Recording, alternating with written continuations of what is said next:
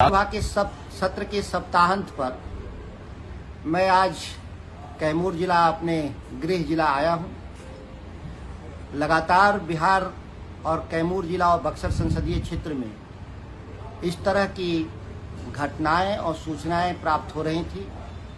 खास तौर से जिस भयानक स्तर पे सूखा पड़ा हुआ है, जिसमें राज्य मशीनरी जिस तरीके से किसानों के साथ छल और धोखा करने का काम कर रही है, यह इतिहास में पहली बार ऐसा देखा गया। लगभग जुलाई समाप्त हो रहा है, रोपनी का सत्र समाप्त हो रहा है। बाणसागर और रिहंद डैम से जो सरकार के द्वारा पानी लेना चाहिए था अपने हिस्से का, वो पूरा नहीं लिया, जिसके चलते पूरा जो सोन का इलाका है, रोहतास, कैमूर, बक्सर और आरा, औरंगाबाद, जहानाबाद, अरवल, पटना, जहां पटवन होता है, आधे से अधिक इलाकों में रोपनी नहीं हो पाई। किसानों के पास दूसरा जो वैकल्पिक स्रोत था वह बिजली के जरिए खेती करते हैं, बोरवेल के जरिए। लेकिन बिहार ही एक ऐसी सरकार है जहां कहती है नीतीश कुमार की सरकार कि हमारे पास, बिहार के पास बिजली सरप्लस है, लेकिन वह सरप्लस बिजली किसानों को नहीं देना चाहती है। ऐसी निकम्मी और भ्रष्ट सरकार दुनिया में कहीं देखने को नहीं मिलेगा।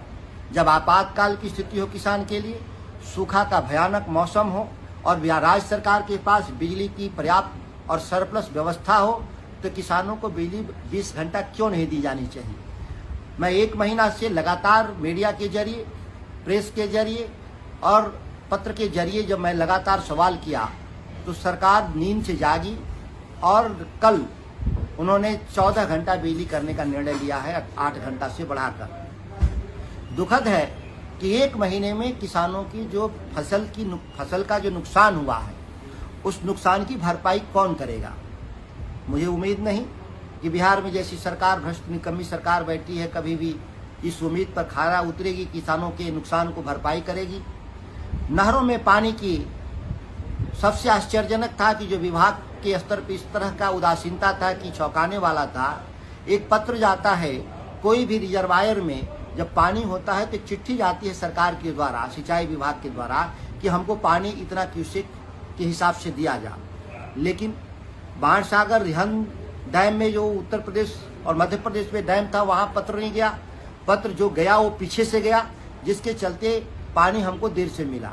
दुखद ये है कि जो राज्य के भीतर डैम है, कैमूर रोहतास के बॉर्डर पे जो करमचट डैम है, दुर्गावती जलाशय परियोजना, इसमें पानी होने के बाद भी आधी क्षमता पर नहर को चलाना किस वैज्ञानिक सोच का परिणाम है, हम लोग के समझ का बाहर है। बिहार के सिंचाई मंत्री हों या इस राज्य के मुख्यमंत्री, दोनों ही किसान नहीं हैं, और किसान नहीं होने के चलते ये पूरा जो तंत्र विकसित किया गया है बिहार के भीतर, इसको लूट का तंत्र हम लोग बोलते हैं। कोई किसानों के प्रति सिंपैथी नहीं है, संवेदना नहीं है, जिससे यह सारी दुखद घटनाएं बिहार के भीतर हो रही हैं। मैं अब भी बिहार सरकार और नीतीश कुमार के द्वारा मैं मांग करता हूं कि आप बिजली की 20 घंटा व्यवस्था और नहरों में पूरी क्षमता के साथ पानी को देने का और चलाने का काम करेंगे। यहाँ तक कि केवल पानी देने से नहीं होगा, नहरों पे जो कई जगहों पे नहरों पे आप देखेंगे तो डेटन लगा दिया गया है, घास बोलते हैं उसको। उस घास को हटाने के लिए जिला प्रशासन को भी एक्टिव करना होगा, पुलिस प्रशासन का एक्टिव करना होगा कि नहरों पे जो पानी के जो प्रवाह को जो रोकने और बाधित करने वाले लोग हैं, असामाजिक तत्व, उन तत्वों को पकड़ करके गिरफ्तार करना चाहिए कि पानी का प्रवाह अंतिम छोर तक जा सके। इसके लिए